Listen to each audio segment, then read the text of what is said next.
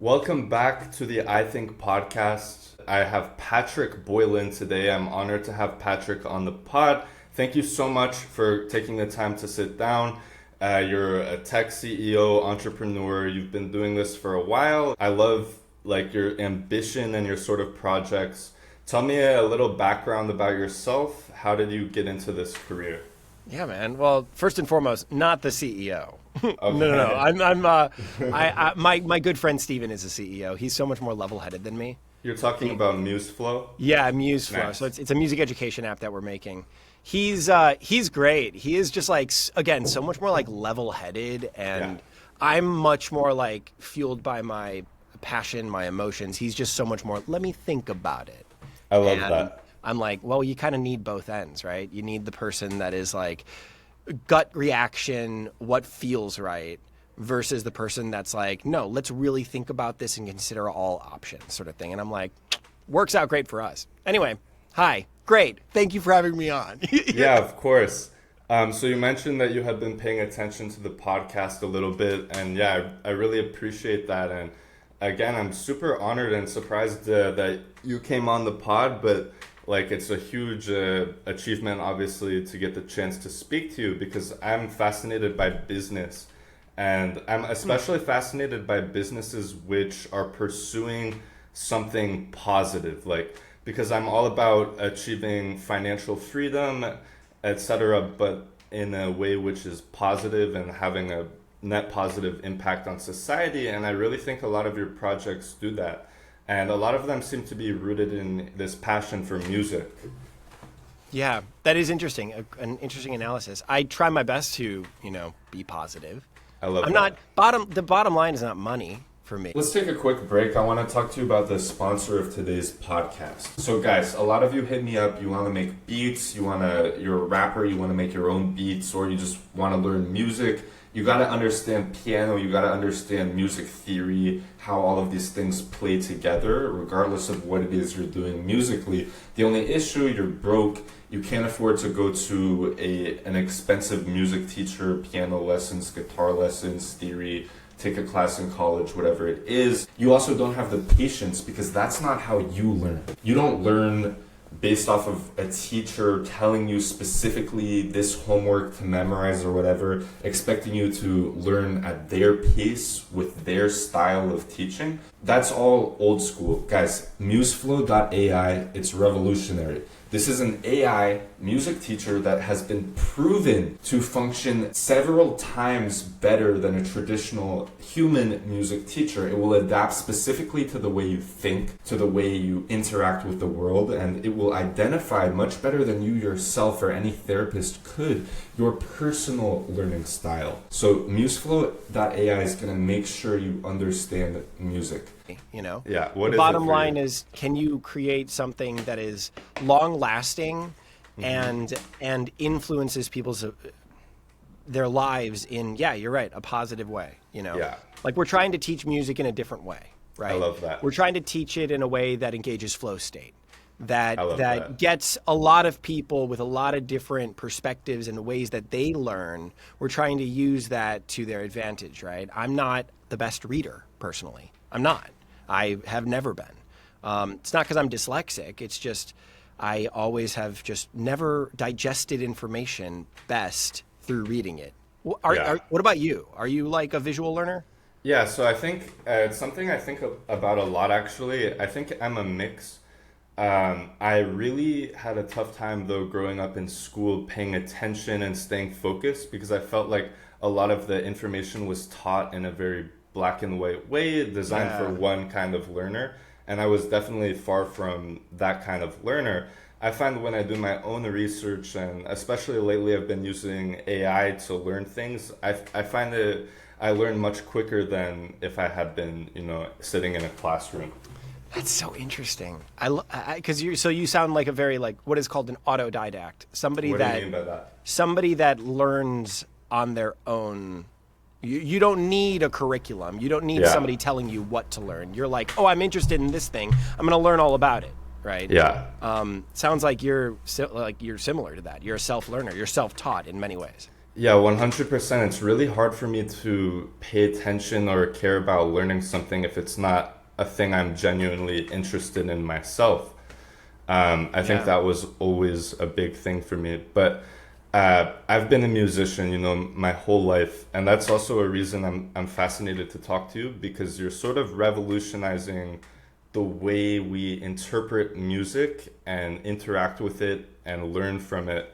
Tell me a little bit about that. Like, what what would you say the big difference for the audience is about MuseFlow versus sort of any other way you could learn this stuff?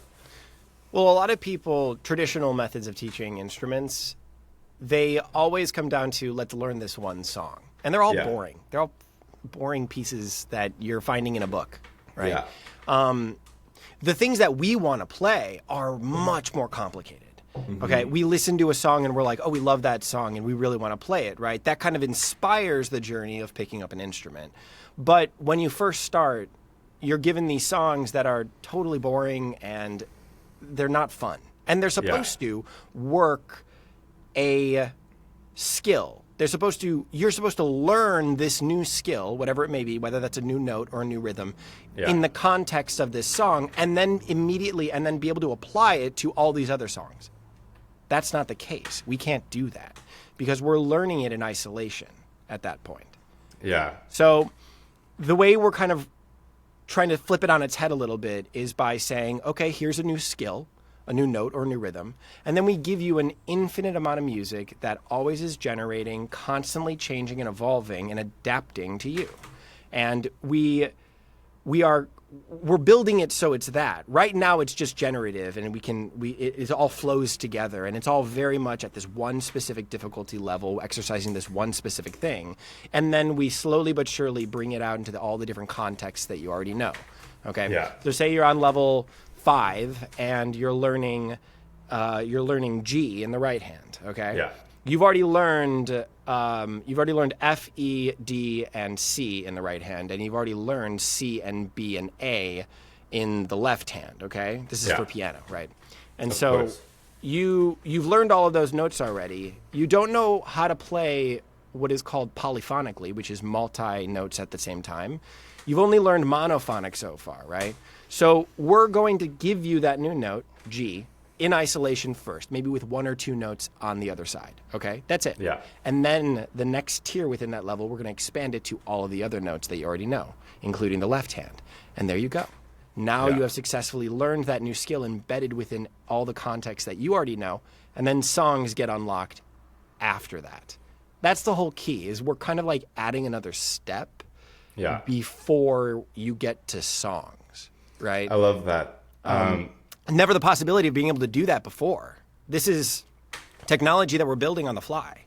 Yeah. This generative, the music kind of stringing together, making sure everything flows properly Yeah. and you're engaged with the material that one specific difficulty level, that technology was never created before we did it. So Yeah. And I imagine you're utilizing AI to make this happen. doing a little bit of that in the back end, not Yeah. a lot right now in the customer facing product. Yeah. We're training a lot of our models right now to love that. write the music for that specific user. And then later down the road, we're going to be getting into a lot of pattern recognition stuff where like we've Okay. noticed that you're having a lot of a big difficulty between these two notes, say, right? This interval in particular, you're having a real difficulty at. And maybe we notice that you're having a difficulty on these specific types of rhythms, right? Oh, In these specific intervals. So we give you more music And that exercises that interval. I love And that. then once you get better through exposure therapy, you get better at it. And then we'll slowly dim that down a little bit to make it at parity with all the other micro skills that we're tracking. So that's kind of what we're doing. That's what we're working on right now. Give us like a year and a half, 2 years, and that'll be out there for everybody to try. Right now, we're just stringing together phrases, making sure they are seamless, and it exercises that one specific skill at that one specific difficulty level. That's what we're doing right now. But that's all training the back end so that we can slowly but surely do this pattern recognition. I love that. That's really fascinating to me, just the way that those models sort of work, and training them to sort of create a customized experience to the user is something that's really high in demand right now. And I love that you're doing that with MuseFlow. I really, so I've tried so many different apps to try to learn music when I was learning piano. I can't even remember a lot of the names, but they really did not. So one of them actually, funny enough, Duolingo released a music learning section. So typically they do languages, but they actually created one for math and for music. So I utilized their music learning, and I think they did a great job. But the main thing I would say is it's too slow. You can't learn at your own pace. It requires you to go through so many different things without allowing you to really some people learn where they can learn something once and then okay, that's good. They don't need to like try 7 different slight differentiations before they go to the next level. Right. So I think that adaptability to the user, being able to allow them to use at their own pace, I think that's a fantastic thing that you guys are doing. Thanks. We think that's kind of the next step in education, right? Yeah. Is this standardized? We have the standard model for like how everything and everybody should learn and what we need to learn for like a successful adult, right? Yeah. We have this whole idea of like, this is what everything needs to be and how everybody should learn. And we're wrong. We're wrong. Yeah. The majority of people don't learn that way. We've just been forced to try to learn that way. Now, if we optimized for the way that you and I learn, we would learn so much better and so much faster. We would comprehend these concepts at a much faster rate. You're not wrong. I think that the personalization aspect of education, let alone music education, is something not everybody has been thinking about. And that's what we kind of want to bring to the forefront here, you know? Yeah, 100%. I think that I completely agree with you. I think education is going to shift dramatically over the next few years even to be less rigid. So it will allow people to obtain degrees using AI sort of as an instructor, and you'll be able to do it quicker or whatever. I think things are trending in that direction. I wanted to ask you, I did a little research. You yourself are big into instruments. What's your background with that, and how many instruments do you play? Oh my God, I think 11. That's crazy. That's insane. I started off with piano.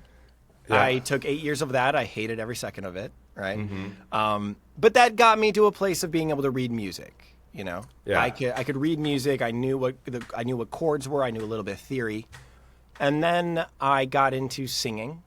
Yeah, that was my second instrument. And then I got into guitar after that, out of necessity. I was in a folk musical that needed a guitarist. Okay. And I just was like, yeah, I'll learn. Cool. Nice. Fourth one was tuba, again, out of necessity. Clarinet. Forgot about that one. That one was early in high school. Junior high, I started off playing clarinet, and I really wanted to become an oboist, but I never advanced. I never ended up just taking it up, right? You start with a single reed instrument, a clarinet, or a saxophone, and then you move to a double reeded instrument, which is, oboe. They vibrate together instead of onto a hard surface. Anyway, so I stayed with clarinet, but there are so many clarinetists in my high school. So my marching band instructor was like, hey, Pat, you're 6'2". We only have one sousaphonist, which is the tuba that kind of wraps around you that you can play in a marching band. Mm-hmm. He was like, we only got one sousaphonist for this semester. Would you be interested in picking it up? You and maybe your friend Matt, who's also 6'3" and a bigger guy. And I was like, yeah, let's do it. So I learned how to play sousaphone for marching band for that one semester, right? Nice. Same thing with upright bass and cajon. Both of those were out of necessity. I was in a different folk musical, and I was the music director for it. Yeah. And they didn't have a bassist. They didn't have an upright bassist, and I was an actor and a singer, and so I'm like, okay, cool. Well, I just picked that one up. That one was really fun. Cajon, same thing. It's like a little drum set, right? Same thing. Picked that one up. That one was just filling the gaps. for percussion. Mandolin was kind of on my own. I very much enjoyed. I know Chris Thiele. He's an incredible mandolinist that I admire. And so I was like, I really want to pick up mandolin. So I picked up mandolin. Same thing, though. I applied it to another musical that I was in. And I ended up taking that to New York, busking around New York with a good friend of mine. Okay. So like all of these instruments were somewhat out of necessity. Some of them were just for fun. Yeah.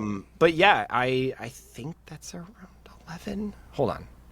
Piano, voice, clarinet, mandolin, sousaphone, upright bass. Did I say guitar as well? Sorry, 7. So 7. My bad. It's a lot. What about you? You play, yeah? What do you play? Yeah, I do. I play piano, keys, guitar as well. Nice. Acoustic or electric? I play both. Both. Cool. Yeah, and I like to say I play a little bass as well, but I don't have a bass. But Nice. I love music.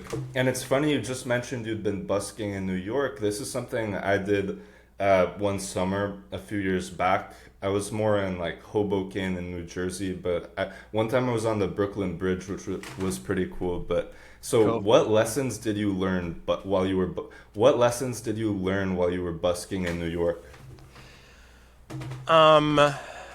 What lessons did I learn? You got to just play from the heart, man. Otherwise, people don't Yeah. care, you know? Yeah, Like, if you're not, singing a song you're deeply passionate about and playing that song, and I was playing with a good friend of mine, Tommy, yeah, and we were doing some duets together, playing a bunch of Beatles, and we were having a great time doing it, and we love playing and singing together, and we love the songs that we were playing. We were also promoting a musical that we were in too at the Nice. Fringe Festival in New York, and so it was one of those things. It's like, man, I could just like play a song, and so Yeah. many people would pass by, of course. or I could really open up and play from the heart and sing my ass off, play that guitar, rip it to shreds, and more people would care. I 100% agree. I think something about playing music in the street teaches you that in a way where if you're only ever played at, clubs or bars or events or whatever, you're used to the audience they show up for the event, so they're there and watching. But when you're on the street, you can really tell what works, what doesn't work. You can get a live feedback from Yeah. the people passing by, and you really do have to be yourself, like you said. What's the most amount of money you ever made in one day playing guitar on the street? Oh, not that much. I think maybe like 110 or something like that. And Yeah. so it was like 220 or something like that. Nice. And I played for like 2 hours, which is actually a really Yeah. good rate if you think That about is it. really good. 50 something dollars for an hour. Yeah. Yeah, me and Tommy, I think we played for maybe like 2 hours once, and we made like 220, and we were like, Nice. "This is crazy! Yeah. We got to keep doing that." What about you? Did you ever? I make a little bit? remember one day I made probably about 120, something like that. Nice. And it was in just a few hours, but it was like peak. It was like right in the peak of summer, and there were just the place I was playing at, Sinatra Boulevard in Hoboken. There's so many people, but I remember making that amount, and I was just thinking like, what if I do this as my job? Like, this is amazing. I could make this money, but I ended up not pursuing it that much. I never was that successful again. But I would encourage any musicians out there to do that, because you can really improve too when you're just out there playing and teaching yourself. And I would it's also great. highly recommend classical musicians, because that's the thing that I think a lot of classical musicians kind of get in their head about, is really playing the song verbatim and perfectly, right? Perfection, as we might know, I know this for sure, kills creativity. Yes, Okay, indeed. and I think I love this. a lot of classical musicians get in their head about that perfection, right? I need to play this perfectly, otherwise it's not going to matter. That's so not true, right? Like, what's the point of music? It's to affect somebody else, is to make them feel something and change their mind about something. Like, that's what you're trying to do. Is 100%. the song is just the vehicle for that message, And so I think classical musicians could really learn from that experience in terms of, it's just about the emotion. Yeah, That's at all the it's end of the about. day, At the end of the day, man. people don't care that much about the lyrics or whatever. It's really about the way the song makes you feel in your bones. And I really love that. What you just said is a huge philosophy of mine. Perfection kills creativity. It's so true. Yeah. And when I look back at my own life and career, the times when I was saying to myself, oh, I need to have it completely perfect before I release this project or whatever, right? You're just never gonna, the time is never gonna be right. Like if you tell yourself, oh, when the time is right, I'm gonna pursue my dream, that day will literally never come. You have to do what you want now.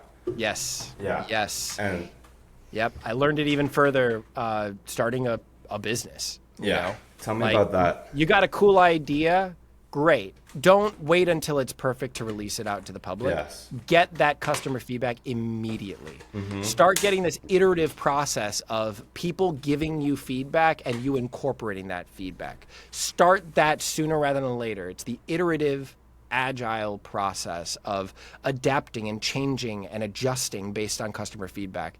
That is just so critical. 100%. To any endeavor, in my opinion. You know, you want to start playing an instrument, don't wait until the perfect time. Start now. Yes. Start playing a note, right? Mm-hmm.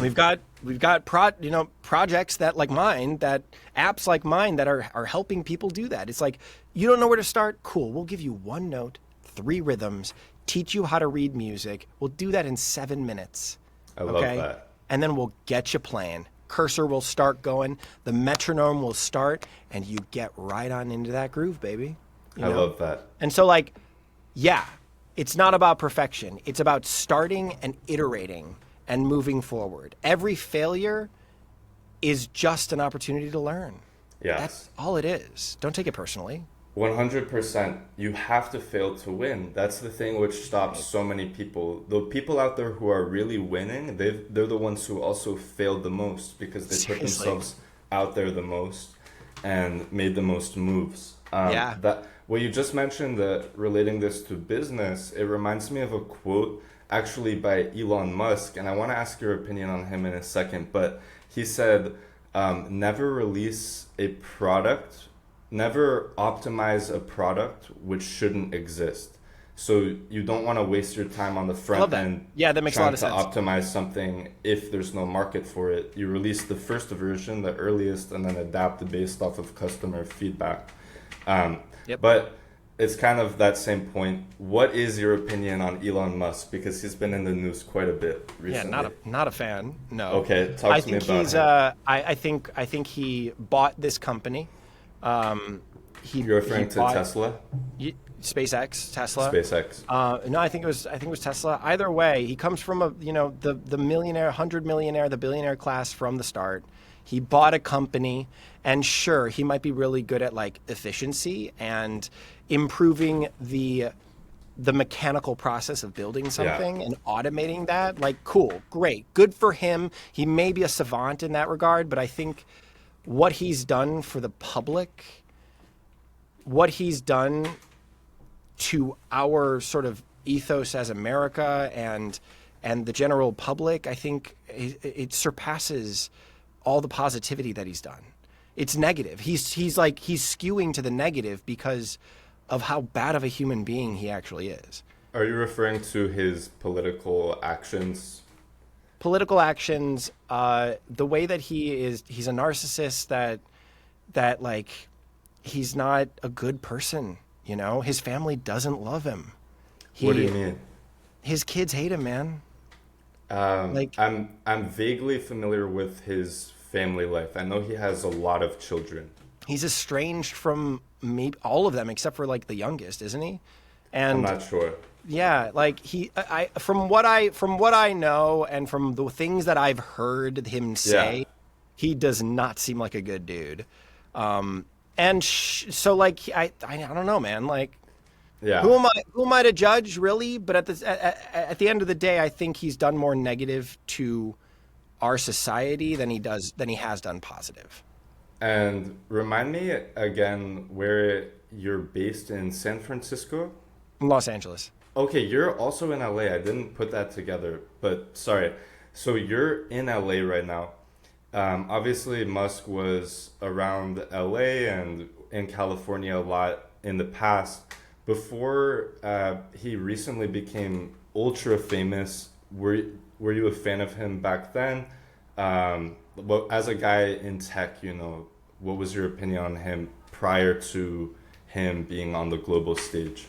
I think I've always thought of him as a narcissist. Yeah. I think I've always thought him self-serving. Okay. Egotistical. I don't think I've ever really been a fan, I also don't put I might not be the right person to ask because I just don't put people in the public. Everyone on the pod their opinion on you do? Musk. Yeah. I think I just in general don't put celebrities on a pedestal and don't think that their opinions matter more than the common people. That's really smart. I just have never been, Yeah. Here in LA, you get sightings of celebrities all the time. And my wife is like, oh my God, do you see who's behind you? And I'm like, no, I don't. God. First and foremost, I'm facing this way. I don't see who's behind me. Who's behind me? And she's like, this person. And I'm like, cool. That's great. Let them live their life. Okay. Yeah. Unfortunately, 100%. Unfortunately, they're in a job. And I say this unfortunately, because if you're in the arts, I don't want to be famous personally.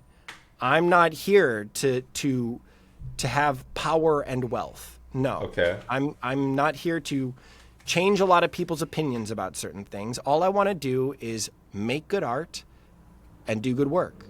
That's it. That. And be a good person along the way, right? And so when it comes to celebrities' opinions or politicians' opinions about certain things, tech billionaires, no, I don't put them on a pedestal. I just don't. Okay, I love that idea of not putting them on a pedestal. Something I ask all my guests as well. If you look at the camera right now, imagine Elon Musk is watching. What is your message to Elon Musk? Keep going and be a good dude. I don't know. I actually don't have a message to him. I don't. Who am I to sorry, go on. Who am I to give any especially that dude? We have a lot of things that are so different, right? Yeah. He's in the space world. He's in cars. I'm in ed tech, music ed tech specifically, right? I'm not gonna say I don't. Hi, good to meet you. I'm gonna make a compilation of all my guests, their message to Elon Musk. It's gonna be so funny. I'm well, what's your opinion? What's your opinion on him? So I think I have a varied opinion. I've been a Musk fan since maybe 2018, 2017. When I was following his work with SpaceX, I read a biography that this journalist had gotten to stay with Musk for a while and just pretty much not live with him, but he was always accessible to him. So the journalist was watching him and learning about him. And he made a biography, and it was very interesting to me at the time, and still is, because I'm a tech guy myself. So I've always been into the cutting edge of tech, deep tech and high tech, and especially outer space fascinates me. So I love that. I do think in terms of, everything, when you look at what he's done politically, I think I can't judge. It's hard for me to judge anyone. I don't like to, but I would say it's definitely possible that he has been, doing some bad things. I don't know exactly because I don't follow politics in general, but I would say I can see that what you said, the narcissism, to be so focused on his companies and empire that he's sort of neglecting, people, Americans or citizens, and in order to accomplish certain goals. I do know, famously, there was that factory he was building in Texas. This electrician died in the construction process. And it was a bit shocking. And no pun intended. What do you mean? Shocking. Oh, electricity. Yeah, that's crazy. But I honestly can't imagine what it would be like to him. I'm not gonna judge him morally, what it would be like to be him. But I would say, imagine like having like 15 kids, being responsible for all the different deaths and accidents at the factories, for Tesla, SpaceX. Imagine like what that would be like on your mind. Also, all the deaths from the Tesla uh, autopilot and things like that. Like, probably when you add them up, it's in the thousands. So I can't imagine, like, he did mention on an interview I saw that he has a prescription to ketamine, so he does indulge in a ketamine habit. And he mentioned in this interview that he feels like it helps calm his negative human emotion, or negative chemical emotion was the term he had used. But I think maybe he gets depressed, or because imagine like just thinking one day like, oh shit, like I don't know, like all the things you've done. But I would say I would say there are, I would push back on that he hasn't done anything positive, because I think No, I don't think he hasn't done anything positive. Yeah, I think he's done a lot that's positive. Yeah, and I do. A lot of it is controversial, but the EV thing I think is great, the switch to electric. Another thing that is more controversial that I'm a big believer in is space travel. So I really think that I want to, I want us to like really expand into the universe. And a lot of people disagree right now. It's a big topic of discussion because they think that we should be focusing on more pressing issues here on Earth. What's your opinion on that? And sorry if I was just talking for like 10 minutes. No, that was great. I loved it. I thought it was very interesting. I would question if he thinks about all the death that he's responsible for. I don't know. Mean? I don't think he would. I think he's too self-serving that he wouldn't even ponder that, Yeah. He's too much of a narcissist and is myopic in his goals and wants and desires that like he would endanger people for his own self-serving goals, Yeah.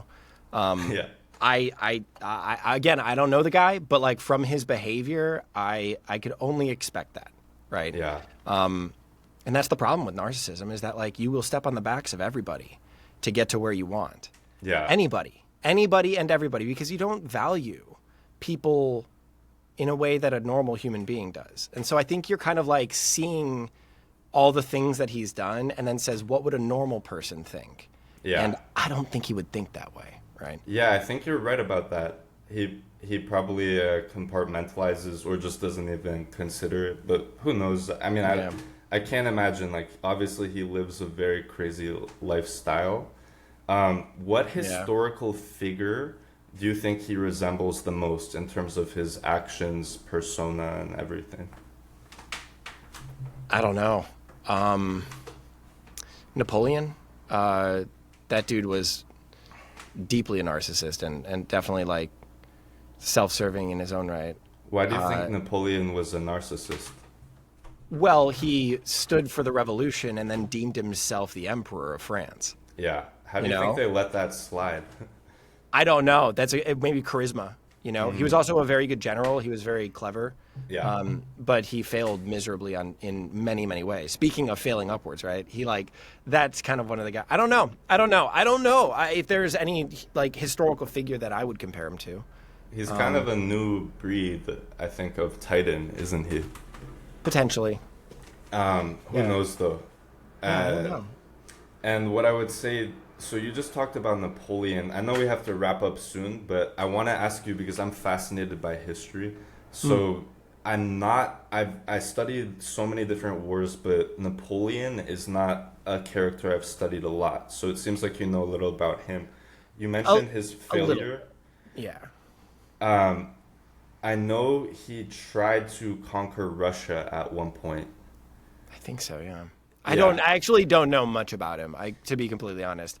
All I know is that he, rose the ranks in the revolution and then deemed himself emperor. And then, was sent off to an island, came back, I think. I don't know. Yeah. I'm not exactly sure. But, it just sounds like he's self-serving in a way that sounds familiar. Yeah. Are you religious? No, not really. Okay. I want to ask you about something that's been fascinating to me regarding history and religion. So, what do you think the common idea is when we think of the founding fathers? Do we think of them as Christian? What do you think? Were they Christian or religious? I don't know if they were Christians. I don't know. I weren't they Anglo-Saxon Protestants?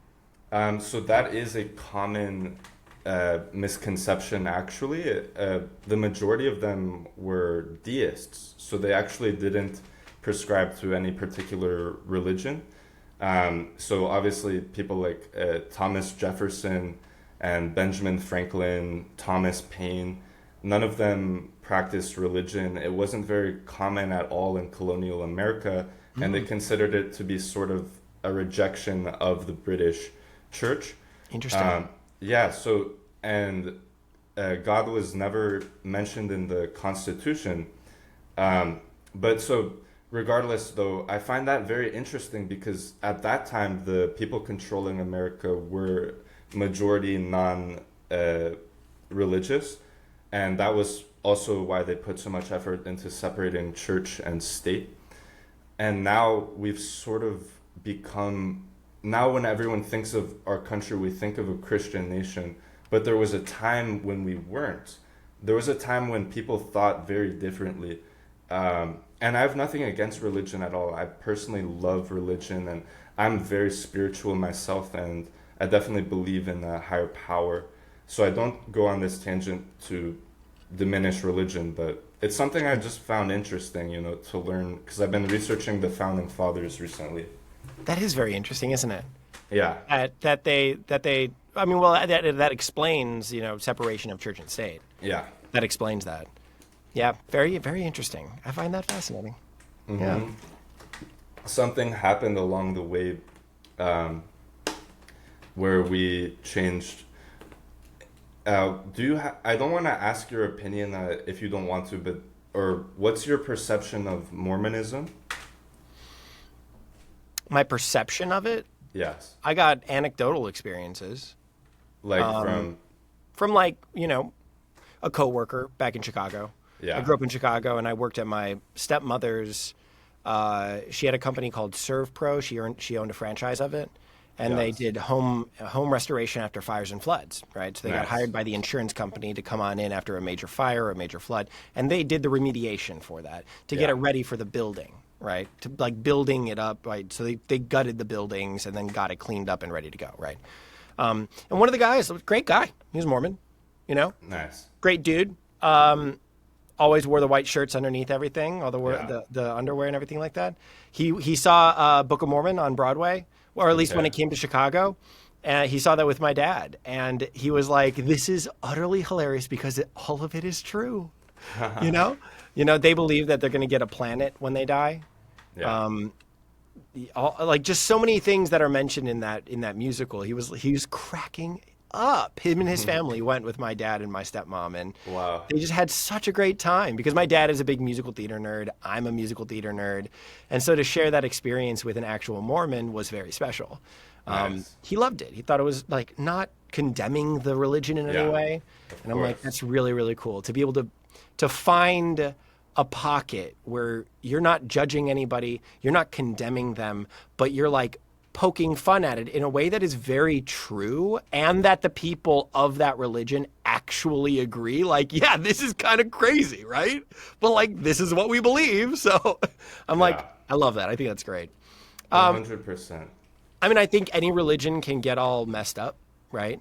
There's Corrupted. Extremists for every religion, and Mormons aren't the exception. So, yeah, I think they're a religion. I don't really have an opinion about it, no. Yeah, of course. I also don't, I would say, it's fascinating. I find Mormonism fascinating based off just in a historical context. And yeah, I've had some friends as well who are Mormon, and I think it's a really interesting culture. I wanted to ask you, so being in LA, what's the craziest celebrity experience encounter you've had? I was on the lot of oh God, what was it? Paramount, maybe. I was visiting a friend, her name Rondi, and she was on an old sitcom TV show with Melissa McCarthy, and Nice. and so I was there. I was visiting her. We were having lunch. It wasn't even an encounter, but it was witnessing just Joseph Gordon-Levitt walk up to Ben. Ben, what's his face? Friends with Brad Pitt. Sorry, not Brad Pitt. Matt Damon. Matt Damon. Affleck. Ben Affleck. Nice. Yeah. Just walking up being like, hey, good to see you. Last weekend was crazy. You're going to be over at X, Y, and Z next weekend? Yeah. Cool. Great. I'll see you then. Just that's Nice. it, That's so funny. There was one more intimate experience was with, God, what's his name? Killing me now. He was in Superbad. He was in Wolf of Wall Street. Jonah Hill. Yeah. So like I didn't know it was him when I did this, but I was working at a Russian restaurant in West Hollywood my first year out here. Okay, I was a waiter. I was a waiter. And so I was like, okay, great. And so I was trying to do the job, and I was doing it well, but restaurant ended up closing down. But I walk on by, go into the back room, and I see this guy coming out of the bathrooms and looks so super familiar. I was like, oh, yeah, what's up, dude? How you doing? And he's like, good to see you. How you doing? And I'm like, great. Enjoy your dinner. And he's like, yeah, thanks so much. And I was like, who was that? He looked so familiar, right? And I felt this immediate sort of connection to him. I was like, who is this guy? And I was like, oh, my God, that was Jonah Hill. I thought he was a friend. Like, I saw him. I felt friendship, I felt kinship, I felt this like relationship with him. I was like, whoa. And I started thinking about that. I was like, this is wild that I feel this. And he just went with it. He yes-anded it. He was just like, good to see you. How you doing? And I was like, that's hilarious, right? And I was like, why do I feel this like friendship and like closeness with him? Yeah. And then I realized the dude has been in my bed. I fell asleep in college once to Superbad. And with the computer on my lap, sitting there watching Superbad, and I was falling asleep in bed. I was like, oh man, whoa, that's weird. I felt this closeness because he's literally been in my room, whereas I've never been in his room, right? So it's this weird celebrity sort of one-way street that we feel. Yeah. This one-way kinship that we feel with them. So that sort of got me on this whole tangent of like celebridom and like how it's how it's outweighing, like we again put them on a pedestal, all that stuff, right? But that was one of those weird sort of like direct one-on-ones that I've had with a celebrity before. Do you think that Jonah Hill was trying to pursue that intimate connection with you because he's so used to the non-genuine connections that he has to deal with all the time as a celebrity? No, I think he was just yes-anding it and saying and hoping that I wouldn't push it any further. Yeah. He just wanted to get back to his table, and he wanted to have his dinner with his friends or with his family. Like he was just going with it. Do you think he assumed that you knew him or realized who he was? Yes. Okay, but you didn't until later when you were like reflecting back. That's really funny. Who is that guy? Yeah. I was wondering, maybe there's a part of him that could tell that you didn't realize because he's so used to these interactions, and maybe that's why he responded so warmly. Potentially. But who knows? Yeah. I mean, I've had many encounters with people that I don't remember, but they remember me. Yeah. Because I'm just the worst with faces and names. I really am. And so I do have that on occasion. It probably happens maybe once a week where I'm in an environment and somebody recognizes me and I don't recognize them. And they have to remind me, and I feel terrible. I really, really do. But I do tend to put on a sort of, like, they come up to me being like, Pat, how you doing? Good to see you. And I'm like, hey, good to see you too. Remind me who you are again. But the first interaction, the first thing is like, hey, how you doing? Like I give it right back to them, right? Yeah. And so, I mean, I think I've learned this. It's called the ISO principle, where you like meet somebody where they're at. And then you can easily adjust them if you meet them at their energy level. I tend to do that. I tend to meet them where they're at, and then I can adjust the conversation where I'd like. Have you been doing that with me? I don't know. I don't know. I don't know if I have or not. It's sort of a subconscious thing. Yeah, kind of. Yeah. I love that. I want to ask you, what's your biggest fear? My biggest fear? I don't know. I have a lot of little fears, or a lot of medium-sized fears, but I've never like gradated them on like what's my worst, deepest, darkest fear. Yeah. I think it's probably something to the effect of like my kids hate me, you know? Okay. Like my progeny, the people that I'm like putting out into the world and I'm saying do better than me, right? And I'm trying to teach them everything I can to make them at a better place than I was when I started. If they don't think that I did them well, or if they don't think that I'm a good human, that I've tried my best, maybe that's my worst fear. Or you can go the simple route and just say spiders. As a father, what's the one thing you would tell people out there who are expecting a child and are nervous about it? This is actually really weird. I'm not a father yet. Okay. You're the second person in a matter of 3 days that thought I had kids. Yeah.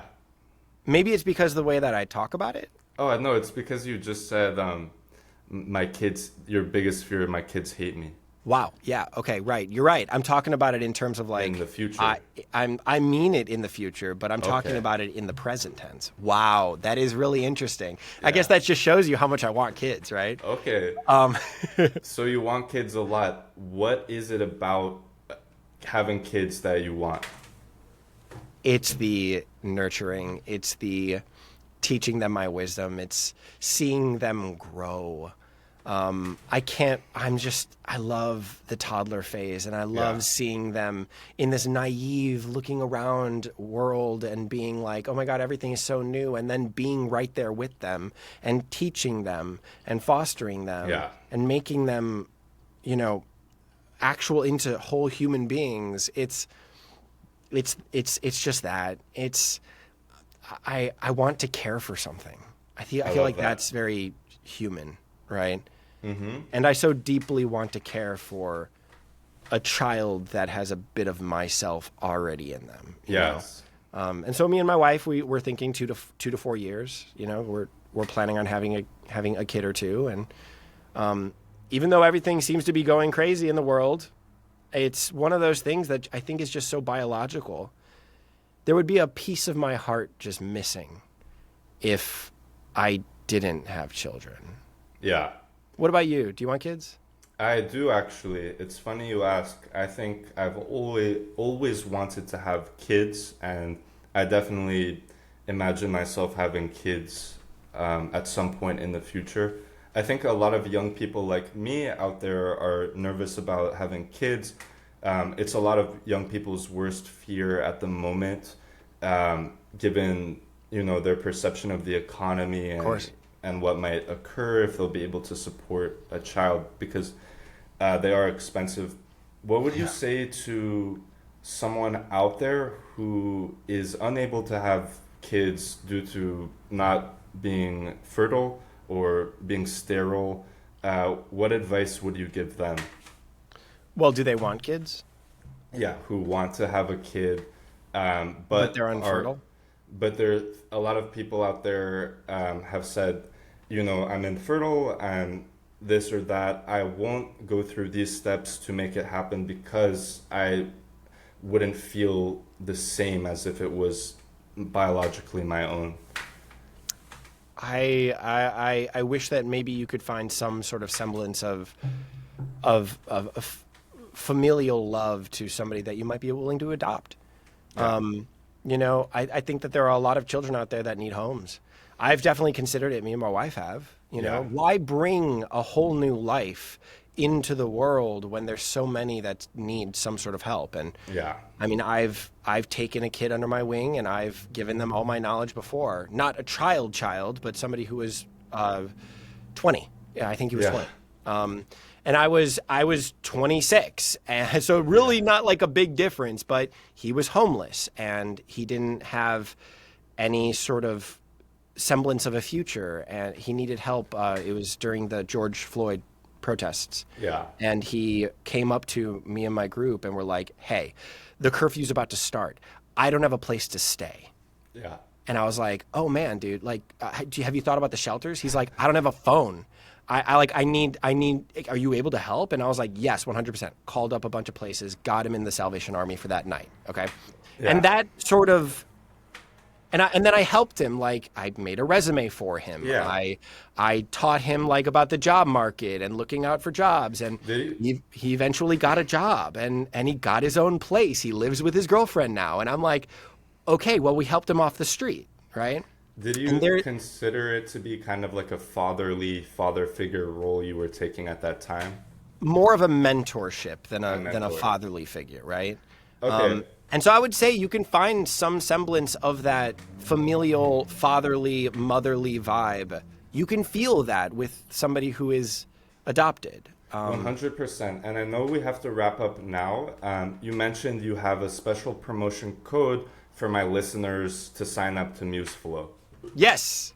If you're interested in learning piano in a different way, the original way didn't work for you, or whatever, you just want to try and find an app that works for you, try out MuseFlow. MuseFlow.ai, go to the website, start your free trial. You need a MIDI keyboard and a computer to start, okay?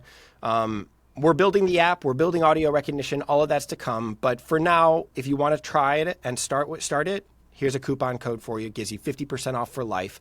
We're doing this for our early adopters so that we can get people in the door and get that feedback going, right? That feedback, flywheel going on, right?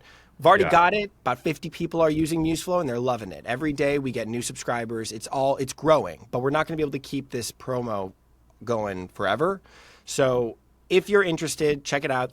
Let's just call it Think 50, right? It'll get you 50% off for life. THINK 50. You can start your free trial, put that on in, or you can do it at the paywall once you're done with your free trial. So, and that's MuseFlow.ai. MuseFlow.ai. Yes. And then that, guys, put in that code ithink50. You're gonna get 50% off MuseFlow for life.